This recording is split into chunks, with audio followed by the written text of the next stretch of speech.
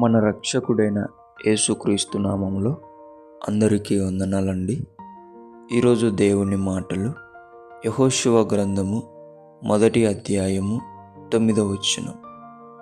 నీవు నడుచు మార్గమంతటిలో నీ దేవుడైన యెహోవా నీకు తోడైయుండును.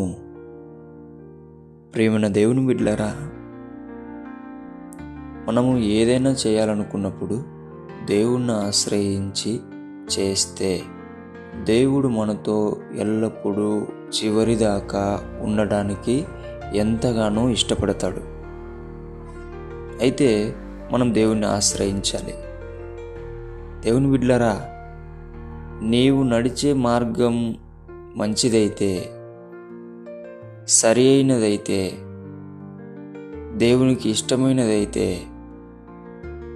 దానిలో ఎన్ని ప్రాబ్లమ్స్ వచ్చినా, అది ఫైనాన్షియల్గా కావచ్చు, అది మనుషుల ద్వారా కావచ్చు, అది ఇంకొకటి ఏదైనా కావచ్చు, కానీ నీకు ఒకటే గుర్తుకు రావాలి, నేను దేవుణ్ణి ఆశ్రయించానా లేదా?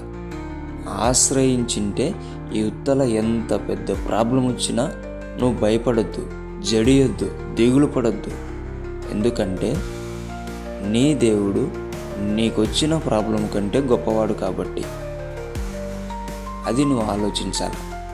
అందుకే దేవుని బిడ్డలారా, నీవు నడిచే మార్గము, నువ్వు వెళ్ళే మార్గము, నువ్వు ఎంచుకున్న మార్గం సరైనదైతే, మంచిదైతే, అందరికీ ఉపయోగపడేదైతే, నీ దేవుడు ఎప్పుడు నీకు తోడుగా ఉంటాడు.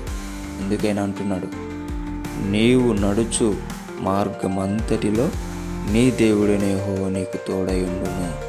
ఆ దినమున యెహోషువకు ఆయన తోడుగా ఉన్నాడు కాబట్టి మోషే గారు నడిపించిన ప్రజల్ని నడిపించగలిగినాడు. దేవుని బిడ్డలారా, నువ్వు కూడా ధైర్యం తెచ్చుకో, భయపడొద్దు. నీ ప్రాబ్లం కంటే నీ దేవుడు గొప్పవాడు కాబట్టి ఆయనను ఆశ్రయించు. గొప్ప ఆశ్రయాన్ని పొందుకొని నీ వెళ్ళే మార్గమును నీవు సరైనదిగా, గొప్పదిగా ఎంచుకొని నువ్వు ముందడుగు వేయాలని దేవుని పేట మనవి చేసుకుంటున్నా. దేవుడి మాటలను దీవించునుగాక. ప్రార్థిద్దాం.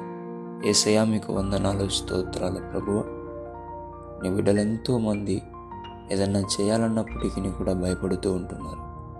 వారందరికీ కూడా వారి మార్గములలో, వారు సరైన మార్గంలో వెళ్తున్నప్పుడు నీవు తోడుగా, నీడగా, అండగా ఉండి బలపరచమని యేసు నామములో ప్రార్థిస్తున్నాం తండ్రి. ఆమేన్.